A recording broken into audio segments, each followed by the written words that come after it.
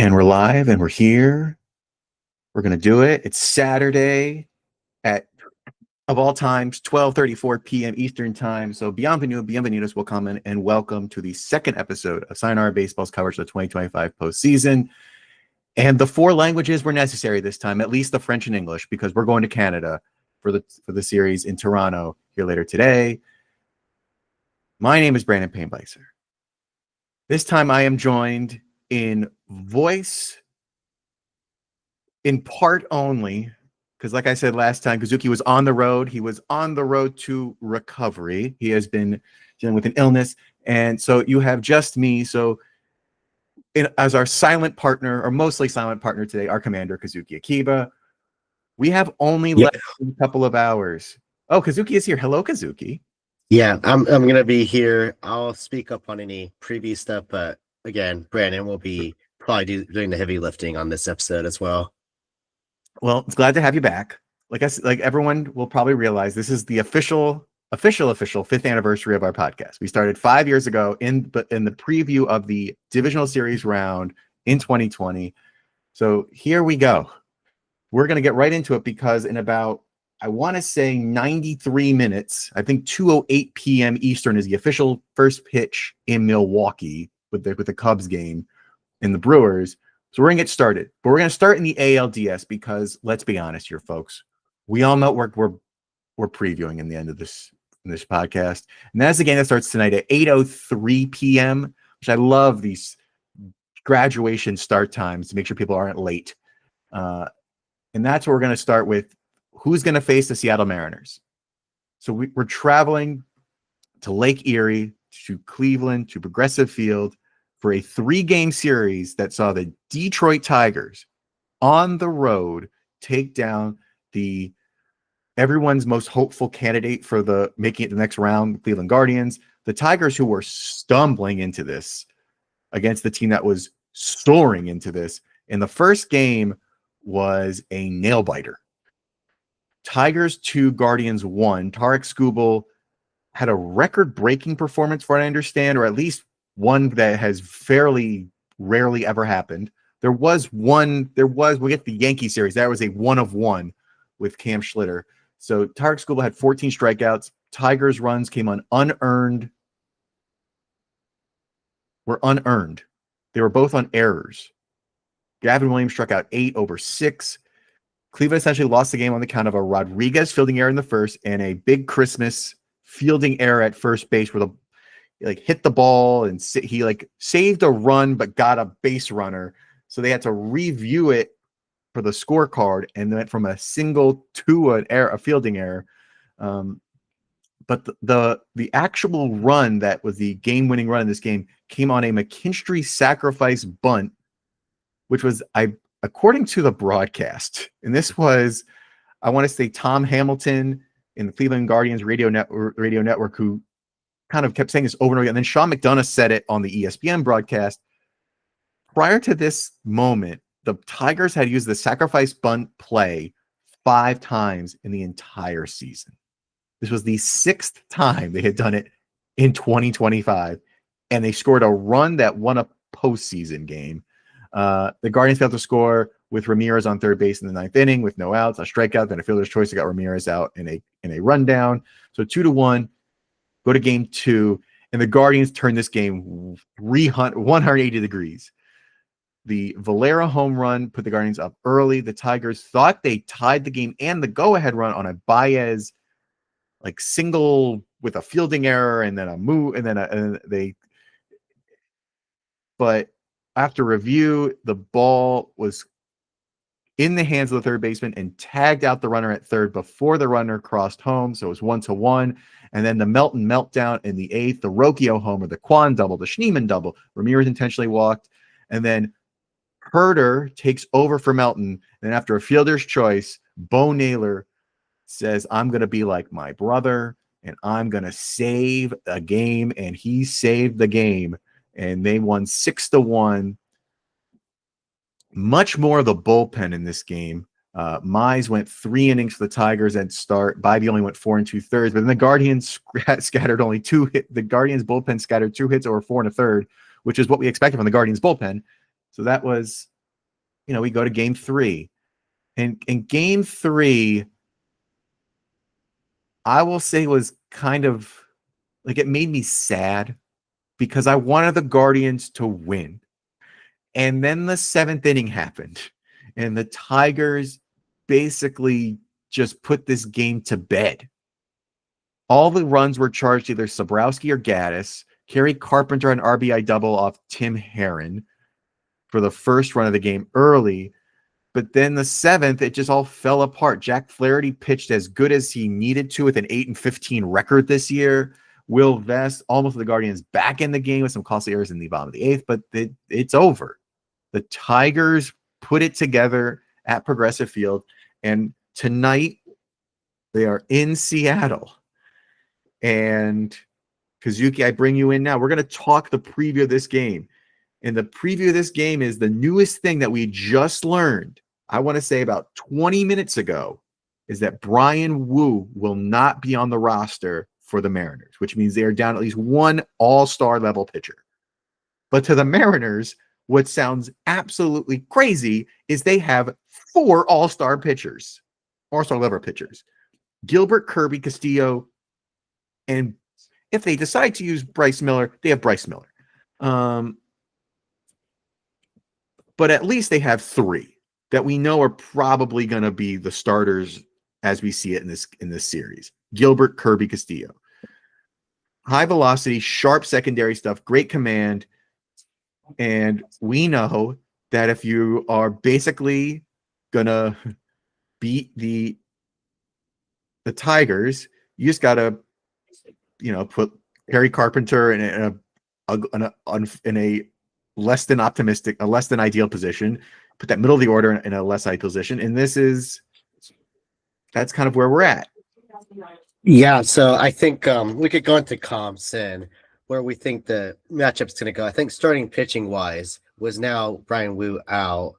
I think it's more or less even in terms of matchup in some ways. Obviously, the Mariners are really heavily going with the home road split, as witnessed as Castillo and Kirby are very heavily a better home pitcher than a road. If you look at their FIP and ERA split, Luis Castillo pitched 2.6 ERA at a home, but on the road, he has a 4.71. Similar was Kirby, 3.38 at home, and a road ERA of 5.16. And Logan Gilbert's a little similar too, but I think they heavily went with, who is the hottest hands. In the last 14 starts, I believe Kirby had a ERA below 3, so 2.95. So he's been more locked in, and same was Castillo. So that's my guess on why Dan Wilson went that way. And for the Tigers, they have obviously a bullpen game today, but Tarek Skubal will likely go twice in this series, game 2 and game 5 on short rest. And then you'll have Casey Mize pitching game 3 or Flaherty. So they do have 3 pitchers, but it's heavily dependent on whether or not Tarek Skubal can execute his game plan or not against the Seattle Mariners offense. And now I guess transitioning into the hitting, Seattle Mariners is not a slouch like they've been in the previous year. They have a very strong offense this year, holding a WRC plus of 113, which is 13% above average. And you have at least 4 hitters that has above a WRC plus of 120, which is Dominic Canzone, which is probably the name you want in here, Josh Naylor from the trade, Jorge Polanco, who's having a bounce back year, and Randy Rosarena. And then lastly, you have to mention the biggest of them all, the MVP candidate, Cal Raleigh, who had 60 dumpers, as we call it. Yes. If people remember the last time Kazuki and I were together in July, that was right after the Mariners went to Detroit, and I will politely say this, they destroyed the Tigers. I mean, they had like multiple games with double-digit runs. They were just putting the stops on this team. I'm not sure that can happen. This is a whole different level of tension.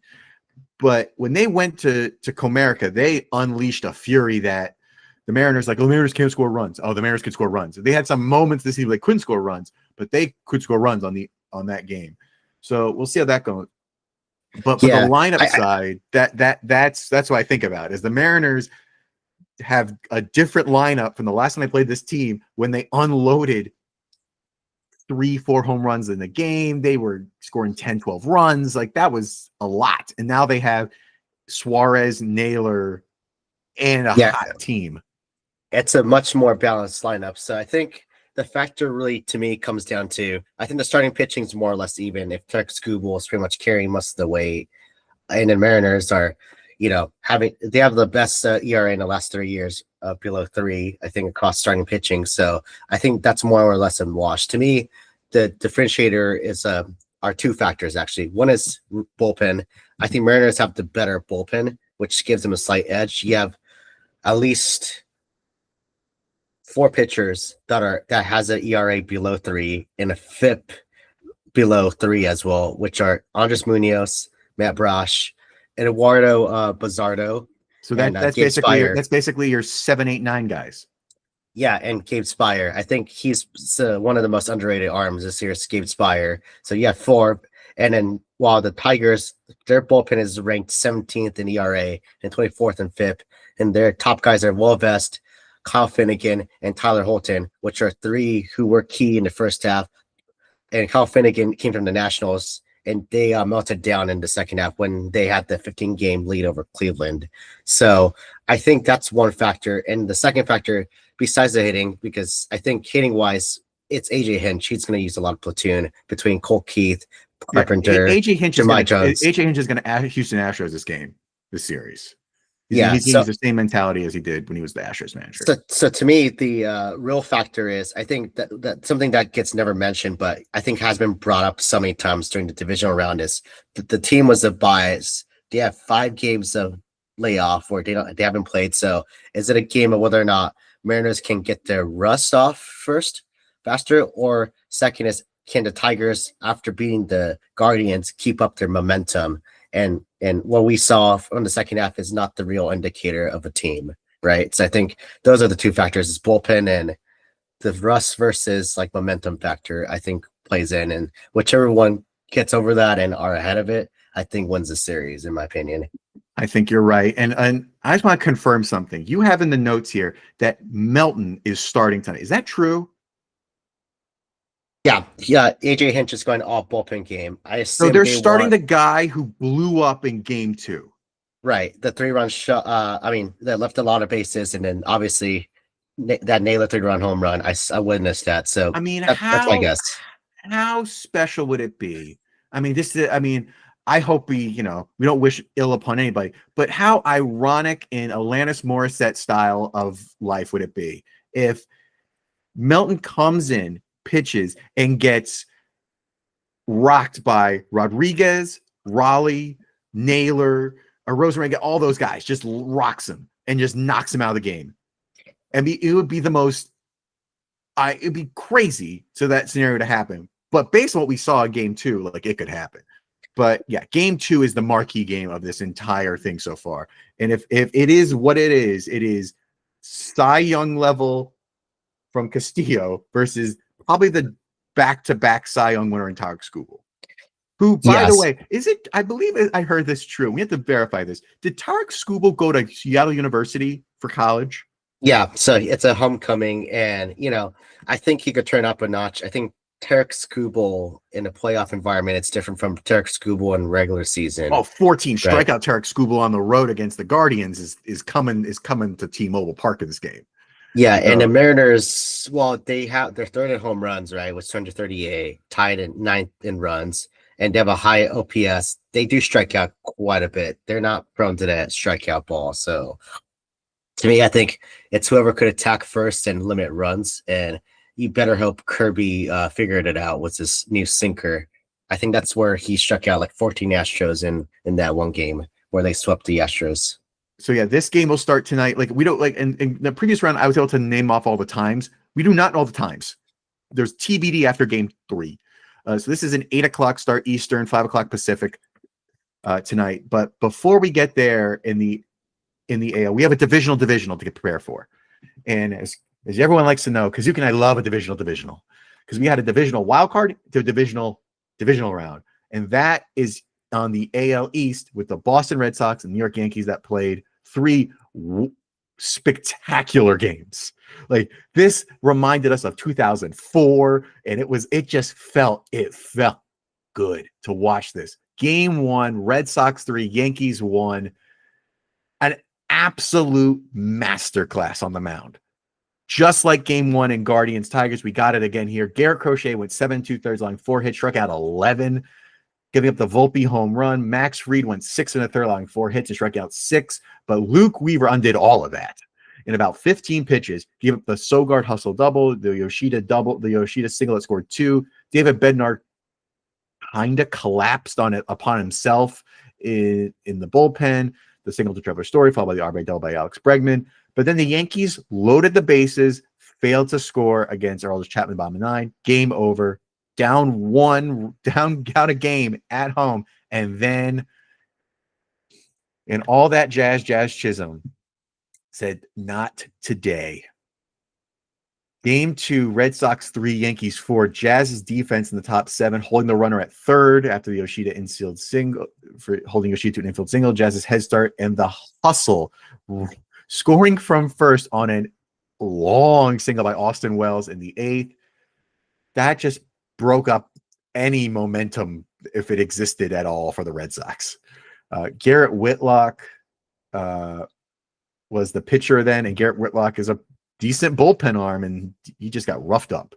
Bullpen redeemed himself. No Weaver in this game for the Yankees. Red Sox pitched an entire bullpen game with only Whitlock pitching more than 30 pitches. Both teams were very poor with runners in scoring position. 2 for 7 for Red Sox. Yankees were 1 for 7, and Red Sox 3 runs all came thanks to Trevor Story. And then we go to game 3. Now, I get to do the reviews in this episode. When this pitching matchup was announced, I think I texted Kazuki with the letters WHO. Who? Question mark. Because I had never heard of any of these guys. Cam Schlitter and Connolly Early, who sounds like a duo banjo group out of the backwoods of the Appalachians. And let me tell you, was I wrong. Cam Schlitter pitched a historic performance. 8 innings, no earned runs, 5 hits, 12 strikeouts, and no walks. I believe he is the first pitcher in all of MLB postseason history to do that level of performance. Now, Connolly Early had a much different game, but he only pitched 78 pitches, but that lasted 3 2/3, and he gave up 3 earned runs, 6 hits, but he struck out 6. That was his 5th game in the majors. So Alex Cora went way to the right on this one and how to do this, and it just didn't pay off. And the Red Sox struggled greatly. They had 6 left on base. They only had 1 at bat with runner in scoring position. All the Yankees needed was a bottom of the 4th inning, and McMahon pulling a Jeter-esque, I'm going to tumble into the opposing dugout to score the road dugout to get an out. Like, the man went over the railing. Or did he go down the stairs? I'm not quite sure. But he flipped over the railing. So yeah. So he pulled a Jeter, but into the dugout, and he caught the ball. So here we go. We're going to Toronto. This is like one thing I'll probably praise Boone is that switch from Rosario to McMahon in late inning paid off really well. And then obviously with Cam Schlittler like being this dominant, I think there's like a stat where I think there was no Red Sox runners on third the entire game. They only went up to second base. That lines up with the stat here. But now we're going to go to a completely different environment. We are going to Toronto, and Toronto has a bullpen and a rotation that is as deep as Lake Ontario. It is very deep. Gausman, Bieber, who is like there, but was like a cast-off trade from the Guardians. Like the Guardians were sellers, and they made it to the playoffs. They cast off their injured but Cy Young pitcher Bieber. He ends up being a steady rotation member for the Blue Jays the last couple of weeks and maybe a month or two. And then Gausman, Bieber, Scherzer, Yesevich, and Bassett. So you have Blue Jays are ready for this. Their bullpen, they have Sorante Dominguez of fame of the Phillies. Phillies originally. Yep. He came from the Orioles trade. Yeah. So this is going to be, I could see this being like a lot of close games, but also like the Yankees are red hot. Like after what they did in game 3, like they must be feeling great. Like, because they did something that you're not supposed to. You're not supposed to put out a young pitcher and have the performance of a lifetime to get you to the next round of playoff game. I think it's the most evenly matched up, series that you could see, right? Because they were the same record, right? They say the same record, but the head-to-head wise, Blue Jays beat them, which is what 8-5, right? They won eight games against the Yankees. Well, Yankees only won 5, but I think what's evenly matched is their hitting wise, WRC plus. Obviously, it goes to the Yankees because all the power, right? It was Judge hitting over 50 bombs, and you have a couple like Jazz, Stanton hitting over 20. So like first in WRC plus across AL, third for the Blue Jays. But I think in the Yankees also has better starting pitching in some ways because I think it's very front heavy. Right, I think that's a good way to put it. The Yankees have a better staff in terms of probably talent, recorded talent, statistical talent, but the Blue Jays have a deeper bench, a deeper bullpen. Bullpen. I think the two factor the Blue Jays are going to win is probably, like you mentioned, bullpen and fielding. They're first in fielding, and I think first. Right. You have George Springer, who is hitting. Much as we give gripes about him being on the Astros, he is one of the best outfielders in the league, and he patrols Rogers Center so well. Well. I think the biggest state to me that does well to me is Dalton Varsho. Well, Dalton Varsho, and then you have Ernie Clement, who's coming for Bichette, who's probably not going to be in this roster. Like I think those two are some of the best players. And Jimenez, I think, is the other one. Andres Jimenez. And they have, and of course, you have one of a great hitter in Vlad Guerrero Jr. Like this team is loaded, but also their team on the other side that's coming in from New York is also loaded. So, like I said, evenly matched, all the way up and down. Rogers Center is a very home run prone ballpark. So but you have 2 home run prone ballparks, especially if you're a left-handed batter in Yankee Stadium. And I would say pretty much to the corners in Rogers Center. Center field's deep, but you also can like get on base pretty easily at Rogers Center. So we'll see how that goes. But Rogers Center is also going to be louder than it's going to be loud. Like I just remember the Jose Bautista home run where he threw the bat to the sky against the Rangers all those years ago. Like this series is going to be loud, both ballparks. So I think that's also an interesting thing because talk about the previous series, Mariners ballparks to be loud, Tigers ballparks to be loud, but it's also ginormous. Like that's not an understatement. That park feels huge. Like these parks do not feel huge; they feel kind of small, but that makes them loud, and they have very dedicated and loud fan bases. And we'll see how that goes. Oh, hold on. Actually, I need to. They finally came out as a roster. Bichette, Scherzer, Bassett will not be in the ALDS. Okay, so we're going back to let's go back to the rotation real quick. So it's Gausman, Bieber, Yesevich. Those are the top 3. Yep, that's right. So and then I believe Mario Rodriguez and Farland will probably follow, is my guess. So Eric Lauer is the other one, probably for Game 4. So and then roster for the Blue Jays, no Bichette, which we kind of expected. Which is kind of like sick. You get Nathan Lukes and IKF now, I think. So basically your infield, your catcher infield. So Kirk, Heineman for catching. Infield wise, Barger, Clement, Jimenez, Guerrero, and IKF. Outfield, Lukes, Santander, Schneider, Springer, Straw, Varsho. So your offense is literally Kirk, Guerrero, and then Springer. I think those 3 are your best shot. And Varsho had a good year too. And then whatever comes out of Santander, who is god awful this season. Which is sad. That's kind of sad. But if we look at so now if we go to the Yankees. The Yankees did the double lefty to start the Red Sox series. They're not doing that this time. So Will Cam Schlittler get up another spot, another start? That's a good question. Fried, Rodon were great, but they're going with Luis Heel in game 1. Who's been good this season, Been even though very he was good this injured. season as a young pitcher, so that's great. And like you said, we know the Yankees lineup. We know the power that is in that lineup. Stanton and Judge and McMahon. And then you have Volpe, who's pulling off home runs. Like, where are these coming from? And Jazz Chisholm, who has his moments of glory. And I mean, so this season could get very interesting very quickly. Like I said, they have the same record. The head-to-head went to the Blue Jays this season. The Yankees' strengths are, I would Danny say, Tate home runs, man. Danny Tate home runs. right. And They have the power bats, the best power bats in the league on the AL and the sorry, the best power bats in their division, not in the league. The league went to the Mariners and other teams, but like in the division, they are the best power. They're still number one in terms of power. In terms oh, of they are okay. I wasn't 100% sure. Mariners is third, I think overall, but I think the biggest thing for the Yankees is power, and then they need to let their starting pitching go deep because that bullpen is that questionable. bullpen is that bullpen And then showed. one last thing is their defense is bad, so I think the problem we said that about we said that from last round. They're deep up the middle. They are questionable.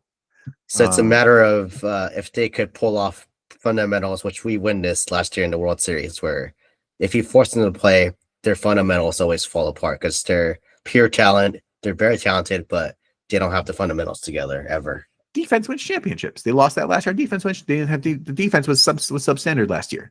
Defense was substandard in part of this year, and that cost them. So we'll see how that goes. But now we're going to cross the league lines, and we went from west to east, and we're going back west again. Then we're going to go back east one last time, but we're going to the Midwest, going to Lake Michigan. So we're going to traverse one Great Lake to another. We're going to end up in Chicago to start the National League. The Cubs beat the Padres. Every single game, the winning team had 3 runs. I thought this series was going to be won with runs in like the 6 to 10 range. These teams can hit, and it became a pitcher's duel and a bad hitting game for most of these times. Like it was some combination of the two. Game 1, back-to-back home runs, great. Pivetta pitched a gem for the Padres. And then the Padres went 3 up, 3 down in the 6th, 7th, 8th, and 9th inning after a Matt Boyd start. Who give credit to Matt Boyd. Like if you want to go watch a great interview of why baseball is the best, in the words of Sarah Langs, watch a Matt Boyd interview the last 2 years. The guy was a has-been, cast off. Nobody wants him. Gets a second chance with the Guardians, and then now becomes the number 1 pitcher to start a postseason round for the Cubs. And was it a spectacular performance? Not really. It got them where they needed to go, but he was on the call. He was on number 1 on the call sheet, as I like to say in the biz. And then the Padres get absolutely stonewalled by the Cubs bullpen. Palencia finished the 5th and then pitched 3 more outs in the 6th.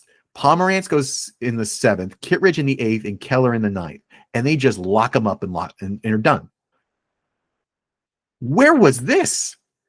I hadn't imagined this to be the case with the Cubs, and here it goes. But game 2, flip it around. The Padres win and batted terribly with runners in scoring position. They were 1 for 11, but Chicago only had 3 chances in runners in scoring position. They produced only 4 hits in the entire game. But the moment of this game was Mason Miller. Mason Miller came in and recorded 5 outs. He pitched, and he struck out all 5. His all 5 outs were recorded as strikeouts. What an acquisition this kid is. I think when you and I talked last year, like I put him as a dark horse Cy Young candidate because of how good he was on the Athletics. The Athletics were terrible, but he was incredible. And wow, was he good in this game. Dylan Cease was great to start off the game. Imanaga did not last long, and all the Padres needed was a home run, and that was it. Game over. Go to game 3. This was a tough one to watch, only because the end was bad. The Bogarts questionable strike 3 call in the 9th made me uneasy. Just because it was like a baseball on the screen, looked like a baseball below the strike zone, but we can't argue about balls and strikes right now. And then we'll go to Dansby Swanson, plays great defense, much like his wife, scores a lot of goals. He plays great defense. So good for him, because that saved the game, because Kittredge had to really save the game on the mound because Keller was giving up that home run to Merrill and but they and also the Nico Horner play, in the 7th where Joe's runner on, I think Bogart's on second. I think it was Merrill or someone hitting the ball straight to him. That was a game-saving catch as well. Yes. Defense did win this game for the Cubs. Bottom second is where the Cubs got all the runs, and a bases loaded after a single double hit by the pitch. And then they got an RBI single and then a walk. And then in this game, again, runners in scoring position, Padres 0 for 8, Cubs 0 for 7. Like, that was terrible hitting with runners in scoring position this entire series. But now we have pocket pancakes. Milwaukee Brewers drive up by 94, 94 minutes on I-94. Straight up. We're going Chicago, Milwaukee. Yeah, this is like one of the most interesting matchup you could, talk because about. If we thought divisional was Toronto, New York, 2 best teams in the AL, great. You have the team that basically made the Brewers have to be the best team in baseball this year. Because the Brewers being the best team in baseball, we did not predict that. If you go back and listen to our previous episode in July, did not happen. But playing with the Cubs in their division, they had to win a lot of games to make sure they were well ahead of the Cubs. And the Cubs, and they're no slouch either. Like, I think they're this again, like the Yankees, Blue Jays. It's a very evenly matched series. Like, starting pitching, like Cubs rotation, while not as talented or deep, they do not walk many guys. Like, they are very disciplined. I think that's what we've said for years about the entire Brewers pitching staff, top to bottom. They are disciplined. I mean, we think about. Sorry, I meant the Cubs this year. Like, they throw a lot. I think the Brewers are disciplined too, but maybe I missed. But they are. But what I'm saying about the Cubs rotation this year is just a bunch of strike throwers, but they do not strike out many guys. Like, your scoring was Matt Boyd for game 1 on short rest, and then you have Imanaga and Taillon, who are also more of a strike thrower and more of a pitch to contact guys. So there's less of a flamethrower. When I look back at the review that I wrote for games 1 through 3 with the Padres, didn't note a lot of strikeouts. Didn't write down anything much. Yeah, so they're very dependent on defense, but Brewers, you're right. They're like, Freddie Peralta. I mean, Quintana is not really a flamethrower, but Priester, who came from the Pirates, he's been one of the best pitchers in baseball this year. And they have Mizorowski, who just throws so hard that. But he's a bullpen, so that's where I'm going to. Is their bullpen is so electric. You have Mizorowski, Abner Uribe, who is coming for Miguel, who they throw like 98 plus. So they have 3 flamethrowers in the back of the bullpen. Yeah, Koenig, Ashby, and you still have Gasser, and even DL Hall throws like 98. So their bullpen's Wasn't Ashby a starter in previous lives in other places? I think for the Royals, if I'm not wrong. Yeah, so they're, like I said, this is kind of like the Brewers. I mean, they're like the Blue Jays. They are so deep. Like, their bullpen just keeps going. This is just like the Yankees and the Red Sox and the Yankees and the Blue Jays. You're right. The teams line up very similarly. So I think the biggest difference now is, like, if the pitching's similar, because Cubs pitching's bullpen's not bad either. I mean, it's Kittredge, Palencia, who's probably going to do most of the heavy lifting, and then Pomerantz and Keller. Yeah, then you're going to do a lot more of a mix and match there. But I still give the Brewers more of the bullpen edge over that, because you have a lot of ragtag with Taylor Rogers, Colin Rea, like you mentioned, Drew Pomeranz, Sorokas. It's going to be all over the place. Yeah, And Michael a Soroka position- coming in the bullpen arms shocked me a little yeah, bit, but I'm not surprised. Like the guy is well tested from being in the Braves for so long. and the defense is evenly matched. They're both Oh yes, defensively yes. very well disciplined. So now, like to me, it's like the hitting at that point. And Brewers, you're thinking about the hitting. It's like I'm looking down our comparisons here. We have Contreras versus Carson Kelly. That's Contreras probably. that's yeah. And they have Vaughn versus Bush at first, Terang, Horner, Durbin, Shaw, Ortiz, and Swanson. Like the infield is It's a lot of contact guys, right? right. I They're mean, not, they're not except going for to put space. they're not people that are going to hit you a lot of home runs. You go to the outfield and you're looking at big heavy hitters. Hap, Crow, Armstrong, and Suzuki. Kyle Tucker at DH versus Churio, Sal Frelick, and Christian Yelich. Oh boy. Like these guys are not afraid to swing.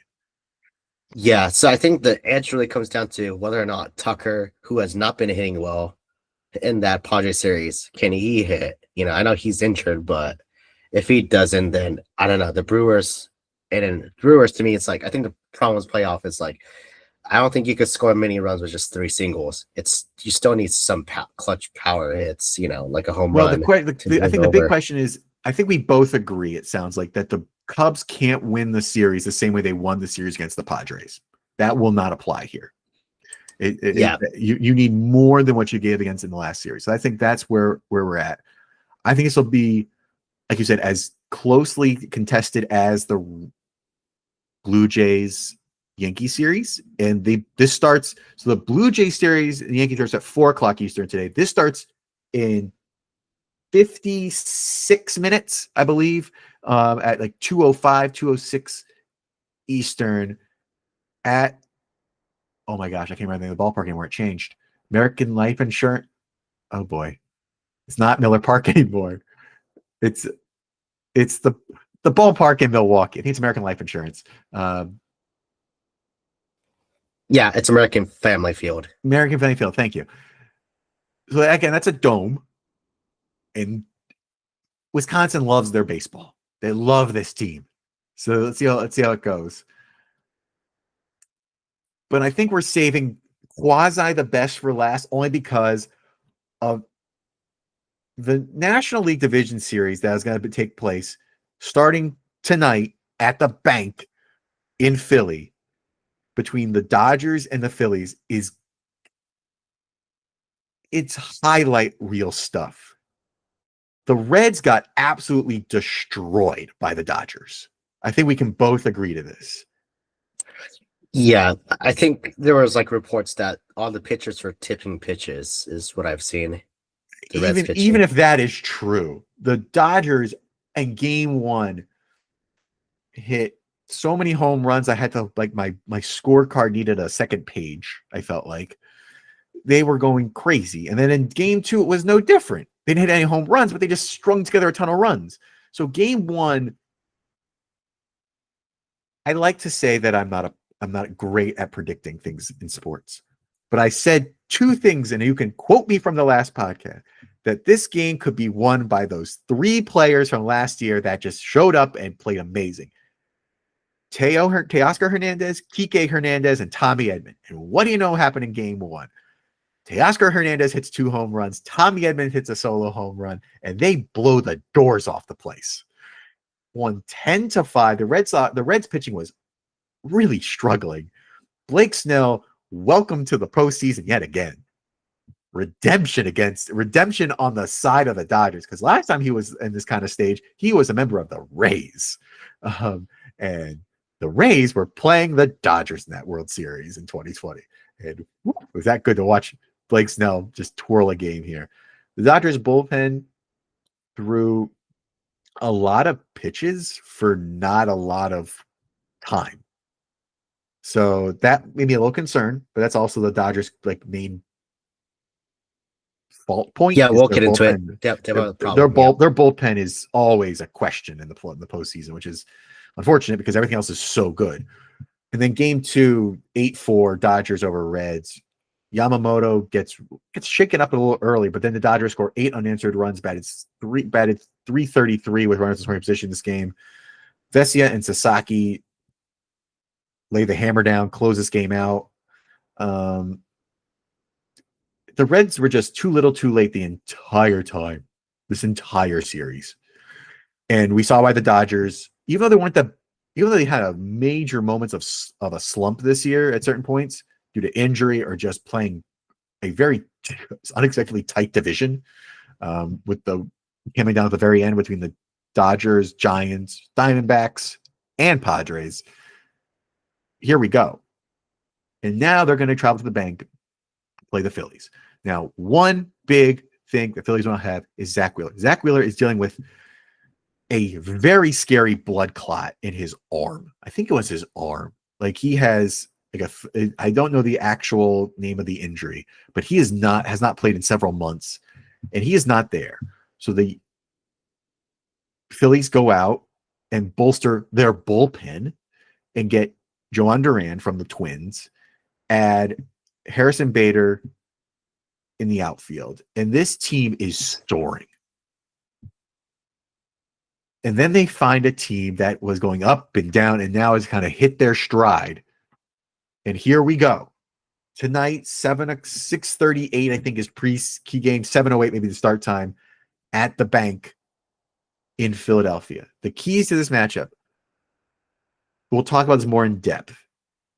The Dodgers have to hit the ball well. The Dodgers need to manage their bullpen and not tax them like game one, even though they were winning. And the Phillies need to get 2 wins at home. There is no home field advantage like the bank. And I say that as a Mariners fan. I say that as someone who has a lot of respect for the Blue Jays, the Brewers in this series, the Cubs. The bank is just different. You heard Todd talk about it when he talked about the postseason several years ago with us. It is different. And that's what we're going to have. And my other observation here, and then we'll talk about this more in depth in a moment, these two teams might have the best 1 through 9 hitters of any team left in baseball. I mean, the Yankees got power. The Mariners got everything with Cal Raleigh and Julio Rodriguez and Naylor and Suarez. But when you go top to bottom, 1 to 9 on both these teams, it's really challenging to find like a true weak spot. But let's get into it. The Phillies won the season series. The Phillies have a home field advantage. The bullpen probably favors the Phillies. The Phillies are led by Schwarber, Harper, Turner, Bohm, Stott, Marsh, who were all here last time. I think that's going to be incredibly important. Like, their lineup has been here before. The Dodgers lineup has mostly been here before.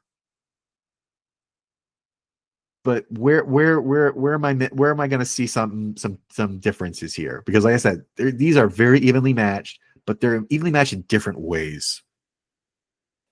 Yeah, I mean, lineup-wise, they're both very deep, right? I think both teams are the most complete team that you could ask for in a playoff. Like, Phillies' offense is just amazing. Schwarber hitting over 50 home runs. Harper is still good. Turner was a batting champ for the National League this year, and he had a great comeback. So you're talking about a very strong, lineup. And then rotation-wise, that's where probably the interesting part comes in, because Phillies, even without Zach Wheeler, has a very strong rotation. And it's Suarez, Sanchez, Christopher Sanchez. Nola's technically the worst weak link, and then isn't that something to say that Aaron Nola is your weak link? Well, he has over 6 ERA. He was horrible this year, right? So, and the fact that Taiwan Walker is good is crazy. Taiwan Walker had a great season, I think, out of the rotation. So the rotation could be kind of in a weaker spot, but the edge that Philly has is a bullpen. You have Kerkering, Duran, Strom. They have a very deep bullpen. And then you added Duran. Dodgers. I mean, you added Duran, and they still have JP Romano, who doesn't pitch as well as he did at the Blue Jays. Jordan Romano, yeah, he was horrible. I think he should just be let go, and you'll have a better bullpen. Right. So the question is, I'm not sure he'll play, but like you have players who have been here before. Like I said, players have been here before. And then behind the play of JT Realmuto, this JT Realmuto, I think is gonna be a big help in this series if he's healthy, if he stays healthy, because he can call a game. Yeah, so to me, the Dodgers, obviously, you have the 3 MVPs in the first 3 spots of the lineup, and then Will Smith, I heard, is going to be back, so that's going to be a that's huge a big boost. question. If he's back, that's big. But they're starting pitching. It's probably the strength. Right. It's Yamamoto, Snell. Is Kershaw going to pitch? You think? Yeah, Kershaw will definitely pitch. He's in the NLDS roster, and he was pretty good this season. Yeah, so to me, the Dodgers, they need to go deep in the game with their starting pitching. Their bullpen their bullpen is such a question mark. And what's really last year was great. Was Kopech, Vesia, Trinan was really good. This season, I don't know what's happening on. I mean, the fact that Sasaki's pitching out of the bullpen's probably good for the Dodgers, even though he had a pretty bad season for the most part. So to me, the key for Dodgers is they need their starting rotation to go deep. They need 7 Glasnow. Glasnow needs to pitch. So it needs to probably be those like in 2020. Remember when Dustin May and Tony Gonsolin kind of split 3 innings? Maybe that's like the route they have to probably go with like Glasnow and like some other pitchers. So you have Glasnow, you have Sheehan, who is also a starter who's probably going to slide to the bullpen. Yeah. So the question is can they do that? The 3 innings again? And they've done it before. They've won. They've won on the in relief kind of situation, but and then they need to push probably Snell and Yamamoto to go 7 at least. Otherwise you're going to be bound to going into a playoff with that bullpen who's been absolutely horrible. I would say so. And then you have because Tanner Scott's been horrible this year. So who do you really have? So basically, Kershaw and Glasnow needs to probably split. Oh, we forgot the biggest X factor. We didn't talk about it because we didn't think about it, but Ohtani is pitching game 1. So Ohtani that is going to be interesting to see Ohtani pitch. First time in the playoffs, right? Right. First time I played the game, but multiple innings. Like this year, he built it up from like 1 to 2, 2 to 3, 3 to 4, 4 to 5. And it's like playoffs, usually you keep the game kind of tight. Yeah. How many innings is D. Robertson let him go? I think up to 6 was his last start. So 6 innings at most. And I think there's no limit to this now, right? It's a playoff do or die. So I would assume Ohtani could go 7. And I also think, we're celebrating 30 years from the Mariners' incredible playoff run in 95. This team could throw the crazy situation of like, we're going to throw our starter as like the closer. Yeah. Like they could, throw Tyler Glasnow, one of the hardest throwing pitchers in baseball, come in the 9th and pitch. That's what they did with Sasaki at this point. He's right. And in the 7th. Against the Phillies, anything goes. That's what I think kind of this series is going to feel like. Anything goes. You need a starter to come pitch the 9th, we'll do it. You want a weird lineup that we're gonna have to like turn over, and like the Phillies can sub anyone they want pretty much, and like they can play all these different crazy combinations of batters and subs and do whatever they want and do it. The flexibility of these two teams is what's going to be the most interesting thing to watch. But like you said, as soon as the starters are out for both teams, this game changes. The bullpens are so different from one another. Oh, the other pitchers I forgot to mention from the Phillies is Walker Buehler, who got let go from the Red Sox, and I think I wonder what he's going to do. Is he going to start, or is he going to be like a long relief guy?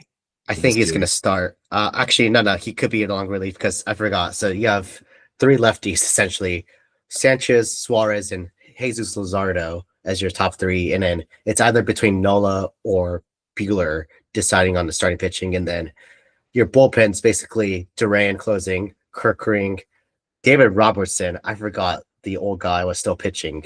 He's been excellent. He's been amazing. Taiwan Walker's been good. Strom, and Tim Meza.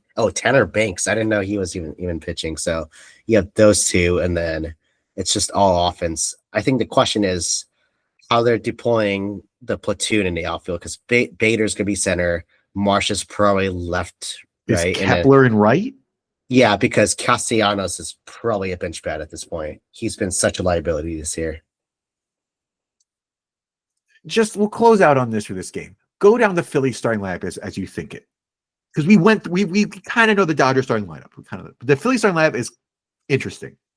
So 2 is Real Muto's behind the plate. Harper, Second base is Stott, Short is Turner. Third and is Bohm, Bohm. Kepler, Bader, Marsh. Marsh, and then Marsh is left. Yeah, and then you have the bench of Nick Castellanos, Weston Wilson, Otto Kemp, and then Edmundo Sosa. So, and then Rafael Marchand. So, and then you have Kyle Schwarber as the best DH you could ask for after Otani. This sounds nuts when you say it. Like, yeah. So to me, like, this is a series that defines Philadelphia as well. If Philadelphia can't win it, they're kind of done. I think their playoff window's not close per se, but this is your best shot to win this World Series. I mean, yeah, if this lineup is loaded. And Schwarber's a free agent after this year, so the hot stove is going to be absolutely searing this year. Like we're gonna be cooking with multiple dishes, and we're gonna have to be getting many burners because oh my gosh, but yeah, this team is loaded. Like if you listen to people talking Philly sports, like, the excitement has been building for Red October, which is a new phrase now for like 3 weeks. Because they're the best team and they're the best team out there. They think for the Phillies in a long time, but they're running up against a third place Dodgers team. Yeah, and they're not really a third place team, to be very honest. They're very talented. They kind of stumbled. They stumbled a little bit. They stumbled as bad as the Tigers, but they stumbled into being the worst division winner. Well, that kind of makes sense when you had two teams that were pushing them all the way to the brink. I mean, the Central did too, but the Central was such a split between the distance between the Brewers to the Cubs is one thing. The distance from the Cubs to the Reds is another thing. The West and then was much more condensed. That you have the Pirates down there, so. And the Cardinals, who we thought was going to be a low life in the second half of the year, that didn't happen either. They pushed everyone to have to play out to the end too. So we'll see. This game starts tonight. You got 40 minutes to stretch your legs, everybody, because we're going to close out the show here. Thanks for joining us. Thanks, Kazuki, for coming back, even though he is under the weather and hopefully getting over the illness that he is dealing with. Thank you for joining us. This episode will be available on YouTube, and we'll upload it online as many places we can do as quick as we can. So follow along. We post it on LinkedIn. That will be up shortly. Shout out to all our friends, Cowboy Bob, Regular Virginia, Margaret Shelton, who is, I like to say this very candidly now, she lives in Pittsburgh. She's from Pittsburgh. So she is definitely she is off the title being a Pirates fan. So this is great that we have this shout out. We talked about Margaret Shelton for years and baseball fan. And then our fluffy companions. And I said this last time, Kazuki, I know you have cats. I prefer dogs, so I get to put the dogs' names here. So Boone, Winnie, Bandit, Gatsby, Jake, and all our fluffy canine listeners. Number one podcast for all the pets. And again, our plan is to join you after whatever happens in this divisional run for the championship series. And as it currently stands, we have probably about a week of games scheduled. And I don't know how the schedule is going to work, but right now we are in the thick of sports. We have the WNBA finals last night started. We got college football. We got the NFL. We got the NHL starting on Tuesday. It is and we have, you have soccer on every corner of the globe, men's and women's. Like this is Hallmark. This is the Hallmark season of sports. So enjoy it all. Enjoy the baseball. Starts in, like I said, under 40 minutes. And we'll see you again probably in about a week. And we'll be previewing wherever we're going for league championships.